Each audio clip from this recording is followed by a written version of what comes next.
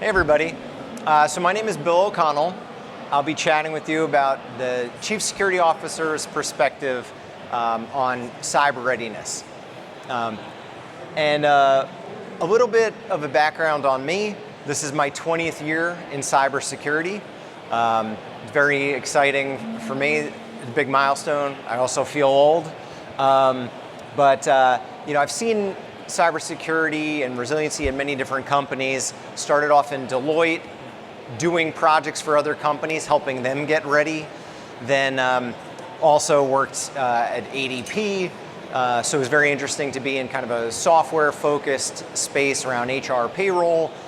Spent some time at Roche in the medical device space. So again, a very different industry from a regulatory side, also from what you're protecting, very different. And then a few months ago, I joined Commvault.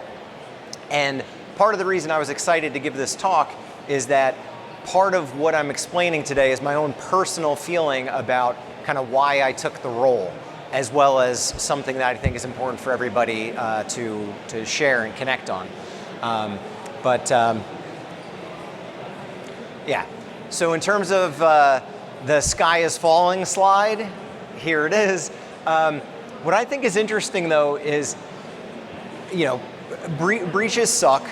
We see incidents all the time, and you see, if you've lived through one, you know how awful it is, how painful, how time consuming, and then you wind up spending a lot of money fixing it. Ransomware, same thing. It's like somebody comes and robs you and then disrupts your whole business, and then you have to tackle with the thought of, am I gonna actually pay them a lot of money to start over again? It's a requirement at any conference to mention AI, but it's really fascinating to me to see so much of what we've been trying to do is either security for AI, how do you secure the business using AI, or the reverse, right? How can I use AI to improve my security? But also we have to realize that the bad guys are also figuring out how can they use AI to circumvent everything you've done in security. And with the gains, if we're not caught up on that, that could be a very easy way for a threat actor to give you a hard day.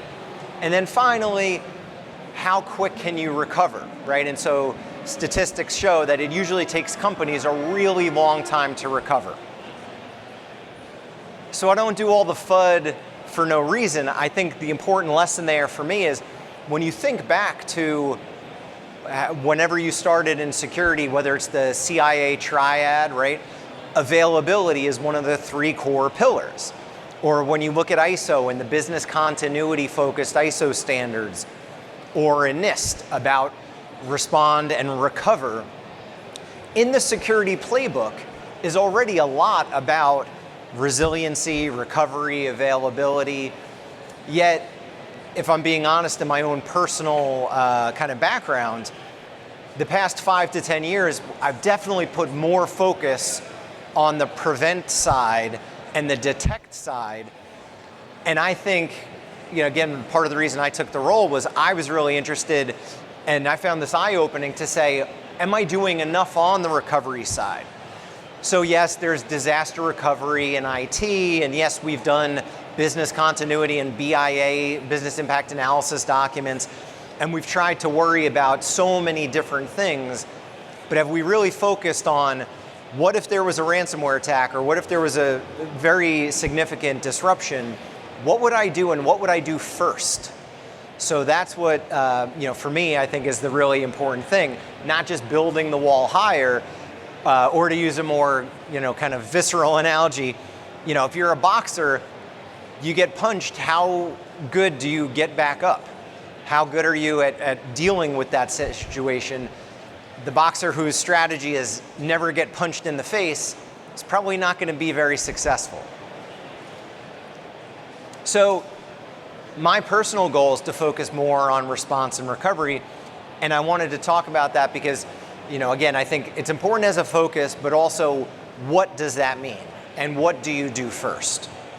So having that plan of figuring out where should I focus and what my priorities would be and then also testing it to make sure that you, your team, the organization has that muscle memory to be able to do it when you need to. Because again, if you've lived through any sort of incident or any sort of really bad day in the security world, you know it's crazy, right? You know that the fog of what's happening in an incident when you're dealing with imperfect information or in a ransomware attack, you don't have the luxury of time, you don't have the luxury of doing things perfectly. You have to act fast. And so if you're scrambling because you don't have that planned out, it's much more stress and it's much slower. So for me, what I think about first is literally going in order of, if nothing worked, what would I do first? So critical for me would be, can I have my identity and access? Can I have Active Directory, whatever other tool you use? Can I get that up and running in a trusted way so that I know where to start? And the second piece would be, how do we work together? So do I have communications, right? If my email's compromised or chat is compromised, how are we going to talk to each other? Are we all going to now, do our whole business over Signal, or is there, a secondary platform that I can use to do communications, share documents, get people together on a call that's, secured? And finally, now, what are those critical applications that I have to get back up and running? And the reason I focus on this, again, there's so much around business continuity in general, but what does that mean for your business, right? So when I mentioned the organizations I've been at before, for a hospital, that's going to be very specific. Perhaps, the systems in life support and providing patient care, that's going to be their primary focus, versus a payroll company, their focus is going to be on making sure that all of the millions of people that get paid through their service are getting paid. So what's your priority is going to be very different based on what your business is. And yet a small business might look at payroll and say, well, hey, we'll pay people in cash, or that hospital might defer paying its people to keep patients alive.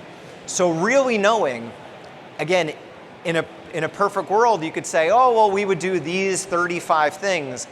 But when something actually happens and you go through that disruption, you're going to have to act quickly.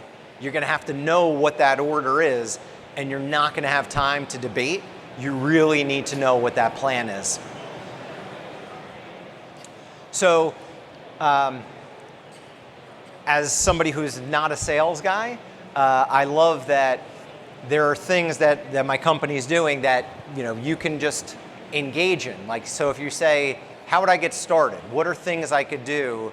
Because yes, I know we do business continuity, but what would I do first?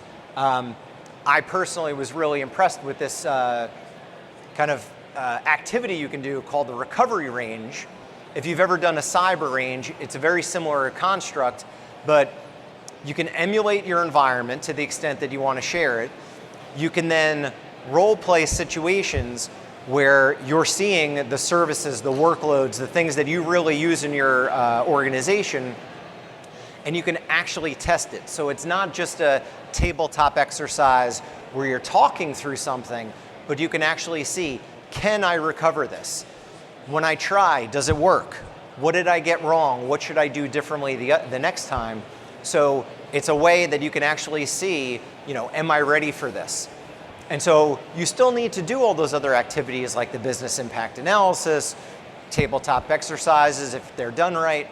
But what I like about it is not just an audit kind of check the box, yes, we've done our business continuity or our business resiliency, but actually feel like, hey, I've gone through practice, right? I've actually tested this in a real simulation, and I can see what works and doesn't work. And then that can give me feedback for what do I do next time. So a couple of things available to you.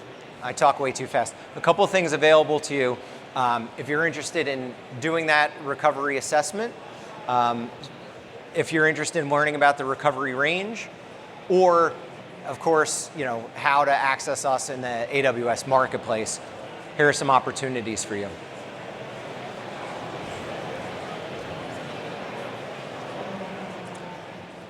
So that's my quick overview. If anybody has questions, I'm going to head over to my booth, which is just right behind us over there. Happy to talk more about it. And thanks for listening, everybody. Appreciate it.